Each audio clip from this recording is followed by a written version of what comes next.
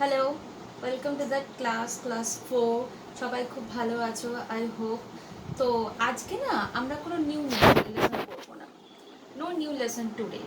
We will start discussing about the old lessons that we have studied before. Why? Because as you know that there will be no classes next week, no classes. We will take your examinations.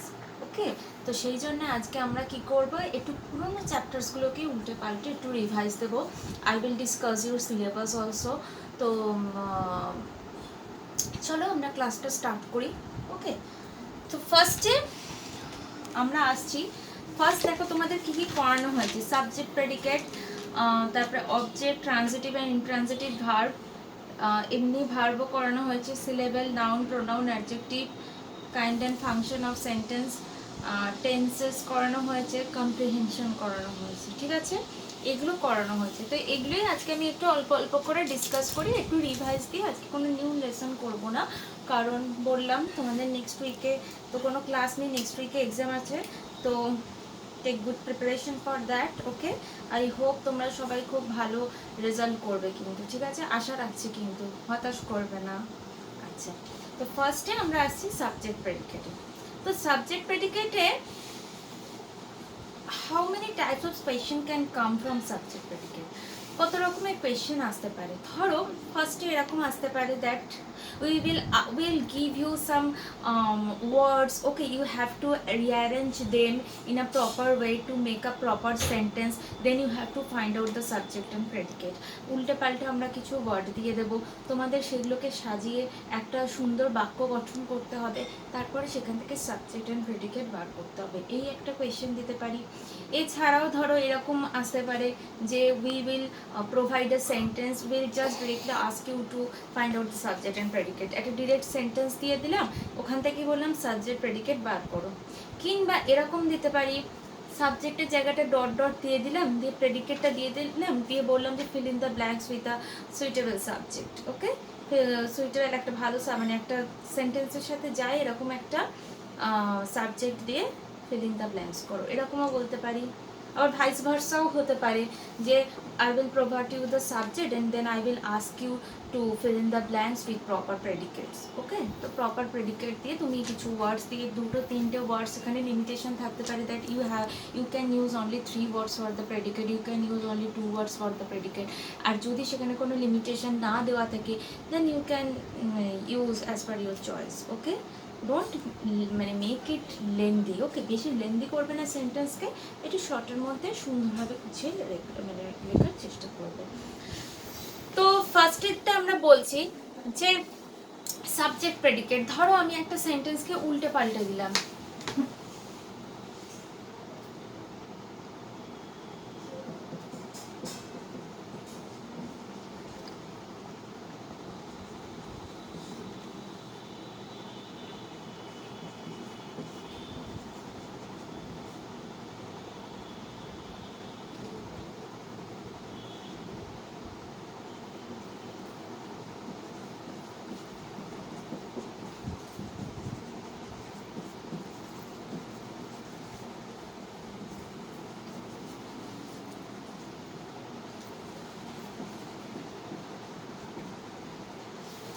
দেখো কিছু ওয়ার্ডস এখানে উল্টে পাল্টা দেওয়া আছে।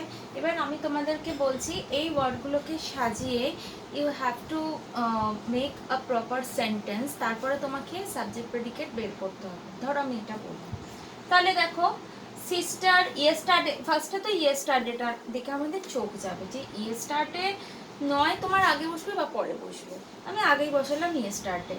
এবার আমাদের verb খুঁজতে হবে, ভার্ব কোনটা টোল্ড হচ্ছে ভার্ব, ভার্বের আগে সাবজেক্ট থাকবে। সাবজেক্ট কি হতে পারে, সিস্টার হতে পারে, নি তো আর সাবজেক্ট হবে না, হার তো সাবজেক্ট হবে না, সিস্টার হতে পারে।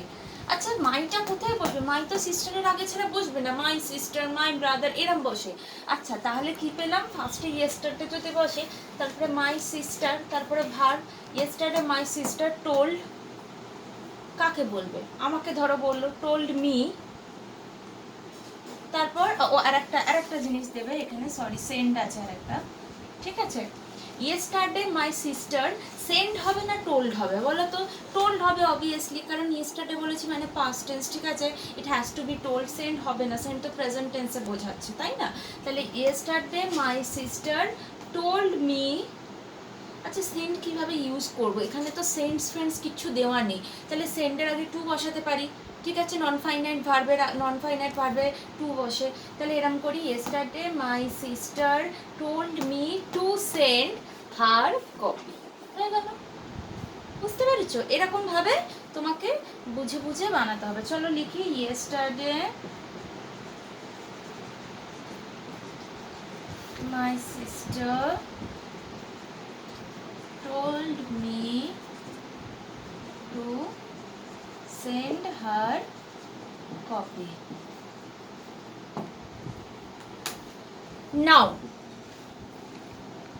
how to find the subject? I have told you অনেকবার বলেছি সাবজেক্ট কীভাবে বের করতে হয়। You have to ask the question by who, and you have to remember that we put a subject before a verb because the sentence pattern is subject plus verb plus object. You can get an idea from this pattern that we put subject before the verb, not after the verb. So the first thing we have to remember, we have to keep it in mind that we put subject before the verb.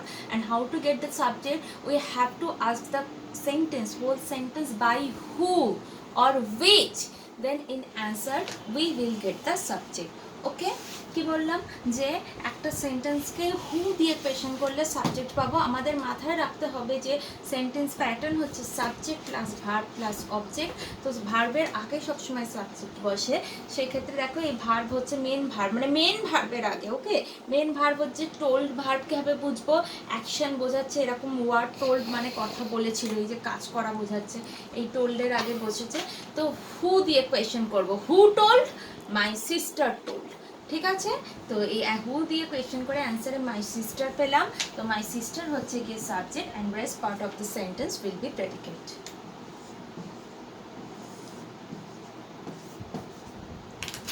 ওকে, তাহলে কি বললাম না, হু দিয়ে question করলে বা which দিয়ে question করলে, ধরো এখানে যদি পেন ফেন থাকতো then which will be more appropriate to ask a question, তখন আর হু হতো না।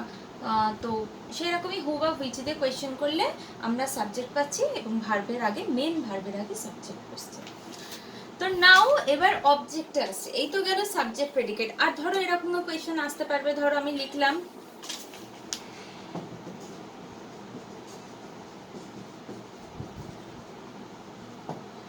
Dash wants to play. তোমাকে বললাম যে একটা ভালো মানে সাবজেক্ট প্রোভাইড করো, 3 ওয়ার্ডসের বেশি দিয়ে না। The little boy wants to play, হয়ে গেল the little boy subject, wants to play predicate. তো এইরকম না কোয়েশ্চেন দিতে পারি, ঠিক আছে? আবার ধরো এরকম সাবজেক্ট প্রেডিকেটও দিতে পারি যেখানে ধরো কোনো সাবজেক্টই নেই, একবারে ইম্পারেটিভ সেন্টেন্সের মতো। Do not go there, come here, fetch me a glass of water. Okay, এইসব সেন্টেন্সগুলোতে কাকে করতে বলা হচ্ছে কাজটা বলা নেই, ঠিক আছে? তো এইসব সেন্টেন্সগুলোতে subject is you which is understood too, তো সেখানে কিন্তু পুরোটাই প্রেডিকেট হবে। আচ্ছা, এবার আসছে অবজেক্ট। অবজেক্ট আমরা তোমাদের করিয়েছি, object direct object and indirect object. Direct object কীভাবে পাবো?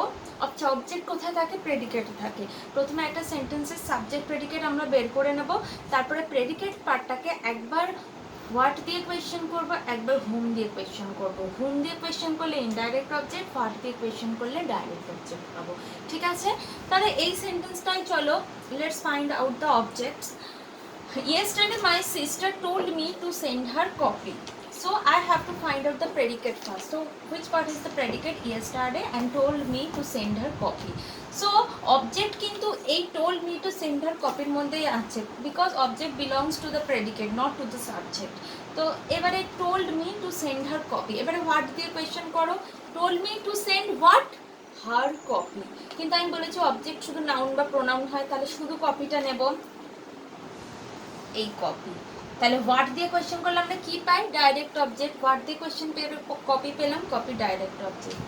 এবার হুম দিয়ে কোয়েশ্চেন করলে ইনডাইরেক্ট অবজেক্ট পাবো, ঠিক আছে? Told hmm to send her copy, told me, আমাকে। whom মানে কাকে, কাকে বলেছিল কপি সেন্ড করতে, আমাকে। কি সেন্ড করতে বলেছিল, কপি। কি দিয়ে কোয়েশ্চেন করে, ডাইরেক্ট অবজেক্ট, আর কাকে, whom দিয়ে কোয়েশ্চেন করে পাচ্ছি মি, তাহলে মিটা হচ্ছে গিয়ে ইনডাইরেক্ট অবজেক্ট। ওকে, তো এরকম যেই সেন্টেন্সগুলোতে ডাইরেক্ট অবজেক্ট ইনডাইরেক্ট অবজেক্ট দুটো অবজেক্টই থাকবে, ঠিক আছে, সেই সেন্টেন্সের এই মেন ভার্বটাকে কি বলবো, ডুয়াল ট্রান্সিটিভ ভার্ব। এগুলোও করানো হয়েছে। যে সমস্ত সেন্টেন্সে একটা অবজেক্ট থাকবে, ধরো এই অবজেক্টটা নেই, শুধু মি অবজেক্টটা আছে, এই অবজেক্টটা নেই, সেই সমস্ত সেন্টেন্সের এই মেন ভার্বটাকে কি বলবো, ট্রানজিটিভ ভার্ব। আর যে সমস্ত সেন্টেন্সে কোনো অবজেক্টই থাকবে না, যেরকম he is going to school, I am eating now, I will go there tomorrow, ঠিক আছে, এই সেন্টেন্সগুলোতে কি হবে, অবজেক্টগুলো নেই কিন্তু, সেই জন্য এই সেন্টেন্সের মেন ভার্বগুলোকে কি বলবো, ইনট্রানজিটিভ ভার্ব। দুটো অবজেক্ট থাকলে ডুয়েল ট্রানজিটিভ, একটা অবজেক্ট থাকলে ট্রানজিটিভ, আর কোনো অবজেক্ট না থাকলে it is called, the verb is called intransitive verb. Okay, তো তোমাদেরকে ট্রানজিটিভ, ইনট্রানজিটিভ, ডুয়াল ট্রানজিটিভ থেকে এরকমও কোয়েশ্চেন আসতে পারে। ধরো আমি তোমাকে বললাম যে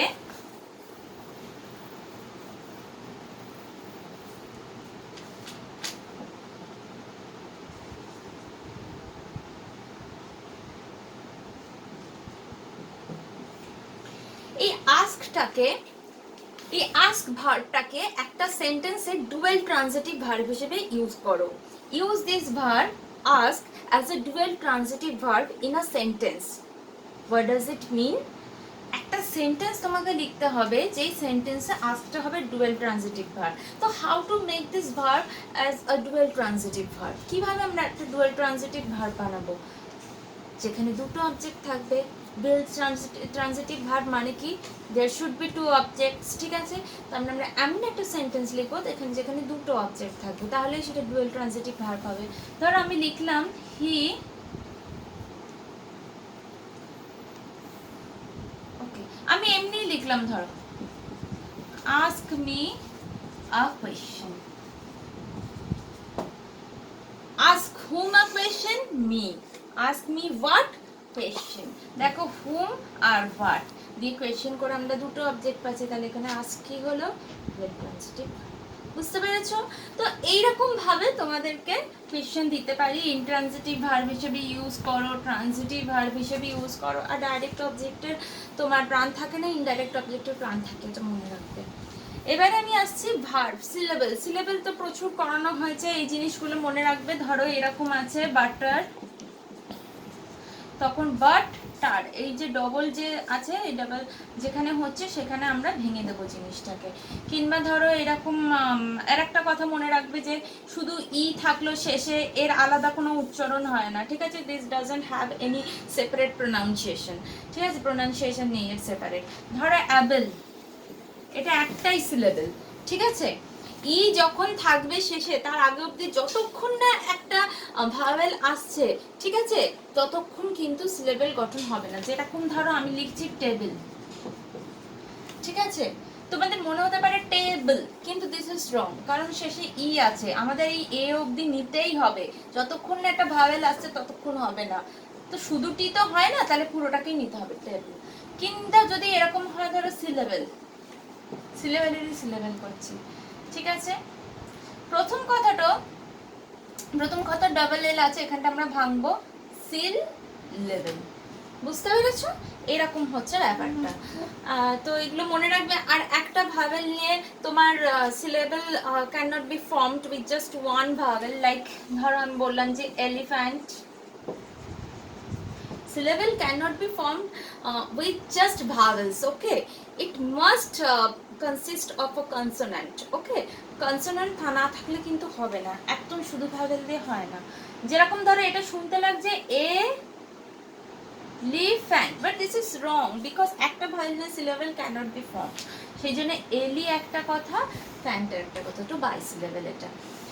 এইবারে ধরো আবার আমি বললাম হচ্ছে গিয়ে অ্যারোবিক, ঠিক আছে, এখানে মনে হবে aerobic, but this is wrong. By wrong? Aerobic means aerobic microorganism বলি না, যেগুলো তোমার বাতাসে থাকে, which lives in the air, that is called aerobic. Okay, তো এখানে দেখো এ আর ই, শুধু ভাওয়েল নিয়ে হবে না সিলেবেল, সেই জন্য এই দুটোকে জয়েন করতে হবে। অ্যারো, বুঝতে পেরেছো? একটা ভাওয়েল, দুটো ভাওয়েল, শুধু একটা কনসোনেন্ট, এরম ভাবে সিলেবেল হয় না, ঠিক আছে? তো এই গেল সিলেবেল। আর ভার্ব, ভার্ব তো আমি তোমাদেরকে বলেইছি, ভার্বের ব্যাপারগুলো বুঝতে বলেই দিয়েছি, কাদের সাথে এস ভার্বে যোগ হবে, কাদের সাথে হবে না। তারপরে past tense, present tense, past perfect, present perfect, এগুলো তো বলেই দিয়েছি। বেঙ্গলি মিডিয়ামকে টেন্স প্রচুর শেখানো হয়েছে, ঠিক আছে? আমি পাঠিয়ে দেবো ওইগুলো, যেগুলো মানে হোমওয়ার্ক দিয়েছিলাম বেঙ্গলি মিডিয়ামকে বাংলা থেকে ইংলিশে ট্রান্সলেট করার জন্য। তো সেগুলো তো প্রচুর মানে এরকম করানো হয়েছে। মনে রাখবে, পাস্ট পারফেক্টে বলেছি যে যখন দুটো কাজই অতীতে ঘটছে, ঠিক আছে, তখন যেটা বেশি অতীতে ঘটছে সেটা হচ্ছে পাস্ট পারফেক্ট, যেটা কম অতীতে ঘটছে সেটা হচ্ছে নর্মাল পাস্ট টেন্স, ঠিক আছে? আর ভার্ব তো অনেক করানো হয়েছে, proper form of verb use করো এরকম। নাউন, নাউনও মনে রাখবে, নাউন তো করানো হয়েছে অনেক। 5 কাইন্ডস অফ নাউন আছে। Proper noun obviously capital letter দিয়ে স্টার্ট হবে, যেটা পৃথিবীতে একটা আছে। Common noun, we can count them, we can see them, we can touch them, ঠিক আছে? But they are present in more than one number in this world, ঠিক আছে? একের থেকে বেশি সংখ্যায় তারা আছে, প্রচুর সংখ্যায় আছে তারা, ঠিক আছে? কিন্তু তাদের আমরা দেখতেও পারি, ছুতেও পারি, গুনতেও পারি, ঠিক আছে? তো সেগুলো হচ্ছে কমন নাম, just like pen, box, pencil, dress, and like man, and তোমার অ্যানিমাল, এগুলো সব হচ্ছে গিয়ে কমন নাম। আচ্ছা, কালেকটিভ নাউন হচ্ছে যখন যে একটা পুরো একটা গ্রুপকে বোঝাচ্ছে, ঠিক আছে? একটা পুরো গ্রুপ অফ পিপল বা গ্রুপ অফ কিছু আছে এরকম বোঝাচ্ছে, যেমন টিম, ক্রাউড, ঠিক আছে? এরকম তো অনেক কিছু, ফ্লক, শোল, এগুলো, ওকে? ফ্লক অফ বার্ডস, শোল অফ ফিশ। তো এই যে অনেকে একসাথে আছে, মাছের ঝাঁক, পাখির ঝাঁক, এগুলো অনেক একসাথে আছে বোঝাচ্ছে, তখন সেগুলো কালেকটিভ নাউন। ম্যাটেরিয়াল নাউন হচ্ছে গিয়ে we can see them but we cannot count them, we can touch them, we can see them but they are uncountable, we cannot count them, okay? We cannot count them, আমরা কিন্তু তাদের count করতে পারবো না, material noun হচ্ছে, ঠিক আছে? যেরকম ধরো হচ্ছে কি গোল্ডকে কাউন্ট করা যায় না, যেরকম ধরো হচ্ছে গিয়ে silver, gold, water, milk, hair, those things can't be counted, okay? তো এগুলো কাউন্ট করা যাচ্ছে না, but we can see them, we can touch them. তো এই নাউনগুলোকে বলা হচ্ছে material noun. And the last but not the list, abstract noun, okay? বরাবর অ্যাবস্ট্রাক্ট নাউন হচ্ছে গিয়ে তোমার যেগুলোকে we can not see them, we can't touch them, we can't count them, just we can feel them, okay? একটা মনের ভাব বোঝাতে পারে, কি তোমার কোনো একটা কাজ করছো, সেই কাজ করাকে বোঝাতে পারে, ঠিক আছে? Running is good for your health, here running is a noun, which type of noun it is? Abstract noun, বুঝতে পেরেছো? এনভায়রনমেন্ট, মর্নিং, এই যে এই জিনিসগুলোকে তো চোখে দেখা যাচ্ছে না, ছোঁয়াও যাচ্ছে না, ঠিক আছে? অনেস্টি, ওকে? তো এই জিনিসগুলো তখন কি হয়ে যাবে, যেগুলোকে চোখেও দেখা যাচ্ছে না, ছোঁয়া যাচ্ছে না, গোনা যাচ্ছে না, ফিল করা যায়, সেই জিনিসগুলো কি হচ্ছে? অ্যাবস্ট্রাক্ট নাউন, ওকে? তো এটা গেল নাউন। আর একটা জিনিস মনে রাখবে, যে নাউন থেকে কিন্তু এরকম একটা বড় সেন্টেন্স দিয়ে দিলাম, দিয়ে বললাম বিভিন্ন তলার আন্ডারলাইন করে দিলাম, দিয়ে বললাম যে say the kind of each noun, okay? এরকম কোয়েশ্চেন দিতে পারি আমরা। আচ্ছা, এরপর হচ্ছে গিয়ে প্রোনাউন। প্রোনাউন তো তোমাদেরকে বলেইছি, অনেক কাইন্ড অফ প্রোনাউন আছে, কিন্তু সেই কাইন্ডসগুলো মনে না রাখলেও, মনে তো রাখতেই হবে অবভিয়াসলি, কিন্তু যেটা বেশি ইম্পর্টেন্ট হয়তো তোমাদের এরকম দেবে যে pick out the pronouns from the sentence, ঠিক আছে? তো এরকম দিতে পারে। কিংবা ধরো প্রোনাউন, নাউন, ভার্ব কিছুই বলে দিলাম না, অ্যাডজেক্টিভ কিছুই বলে দিলাম না, বিভিন্ন সেন্টেন্স দিয়ে দিলাম, আন্ডারলাইন করে দিলাম কিছু ওয়ার্ডসের তলায়, then I will ask you to find out what kind of parts of speech, okay, is it, যে underline wordটা what kind of parts of speech, ঠিক আছে? যে say the parts of speech of the underlined words, এরকম ভাবে দিতে পারি। প্রোনাউনের ক্ষেত্রে একটা প্রোনাউন আর অ্যাডজেক্টিভের যেটা ভীষণ গোল আছে, অনেকে আমাকে বলেছে, সেটা হচ্ছে গিয়ে তোমার মাই ইওরটা, অ্যাডজেক্টিভ না প্রোনাউন বোঝা যাচ্ছে না। কেন বোঝা যাচ্ছে না? মাই ইওর, তো দেখো যখন ইওর, মাই, এগুলো একটা সেন্টেন্সের শেষে বসছে, তখন কি হয়ে যাচ্ছে জানো? মাইটা মাইন হয়ে যায়, ইওরটা ইয়োর্স হয়ে যায়, ঠিক ঠিক আছে, তারপরে তোমার দেয়ারটা দেয়ার্স হয়ে যায়, আওয়ারটা আওয়ার্স হয়ে যায়, একটা এস যোগ হয়ে যায়। এগুলো যখন সেন্টেন্সের শেষে বসছে তখন কিন্তু এগুলো প্রোনাউন। এগুলো কখন অ্যাডজেক্টিভ? যখন এগুলো সেন্টেন্সের মাঝে নাউনের আগে বসছে। দিস ইজ মাই পেন, এই মাইটা সেন্টেন্সের মাঝে বসেছে আর পেনের আগে বসেছে, নাউনের আগে বসেছে, সেই জন্য মাইটা হচ্ছে গিয়ে তোমার adjective. But this pen is mine, ঠিক আছে, এখানে মাইটা মাইন হয়ে গিয়ে সেন্টেন্সের শেষে বসেছে, এটা কিন্তু হচ্ছে গিয়ে প্রোনাউন। ধরো বললাম that that book is yours, এখানে ইয়োরটা শেষে বসে ইয়োর্স হয়ে যাচ্ছে, এখানে প্রোনাউন। কিন্তু এরকম যদি বলি that is your book, your book, ইয়োরটা সেন্টেন্সের মাঝে বসেছে আর বুকের আগে বসেছে, বুক ইজ আ নাউন। ওকে, তো এইটাই হচ্ছে গিয়ে ব্যাপার, যে যখন এরকম মাই ইয়োর এগুলো যখন সেন্টেন্সের মাঝে নাউনের আগে বসবে তখন দে আর কল্ড অ্যাডজেক্টিভস। বাট যখন এগুলো সেন্টেন্সের শেষে বসে একটা এস যোগ হয়ে যায়, মাইটা শুধু মাইন হয়, তখন এগুলো প্রোনাউন্স। আর রিলেটিভ প্রোনাউন্সের সেন্টেন্স কে জয়েন করা অবশ্যই, এটা তো করবেই। অ্যাডজেক্টিভসও মনে রাখবে, দিস, দোজ, দ্যাট, দিস, এইগুলো ডেমনস্ট্রেটিভ অ্যাডজেক্টিভও হয়, ডেমনস্ট্রেটিভ প্রোনাউনও হয়। কখন ডেমনস্ট্রেটিভ প্রোনাউন হবে? যখন we put them before a verb, okay, then those are called demonstrative adjective. এবার I have said those are called, এই যে দোজ, এখানে দোজ আর কল্ড, আর এর আগে দোজ বসেছে, এই দোজটা কিন্তু ডেমনস্ট্রেটিভ প্রোনাউন। আমি ডিটাইসে অ্যাডজেক্টিভ যাই না, অ্যাডজেক্টিভ বলেছি কিনা, ওটা কিন্তু প্রোনাউন হবে, ঠিক আছে। মানে যখন এগুলো ভার্বের আগে বসবে, দোজ, দিস, দ্যাট, দিস, এগুলো যখন ভার্বের আগে বসবে তখন সেগুলো হবে ডেমনস্ট্রেটিভ প্রোনাউন। আর যখন এগুলো তোমার নাউনের আগে বসবে, যেমন those pens are mine, those balls are yellow, এই বলস, পেন্স, এগুলো নাউন এর আগে দোজ, দিস, দ্যাট, দিস বসলে তখন সেগুলো হবে ডেমনস্ট্রেটিভ অ্যাডজেক্টিভ, ঠিক আছে। আর সেটা তোমার সাম ফিউ যার ক্ষেত্রেই হতে পারে, আগের দিনই করিয়েছিলাম না, সেই বিভিন্ন ওয়ার্ডকে প্রোনাউন আর অ্যাডজেক্টিভ হিসেবে ইউজ করো। তো নেক্সট হচ্ছে তোমাদের আছে হচ্ছে গিয়ে, আচ্ছা, ইন্টারোগেটিভ আর নেগেটিভ সেন্টেন্স, ঠিক আছে। ইন্টারোগেটিভ নেগেটিভ সেন্টেন্স প্রচুর প্র্যাকটিস করবে।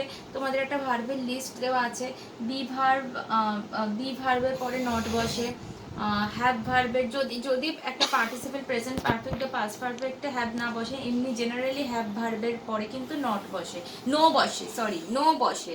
আই হ্যাভ নো পেন, ঠিক আছে, হি হ্যাজ নো আমব্রেলা।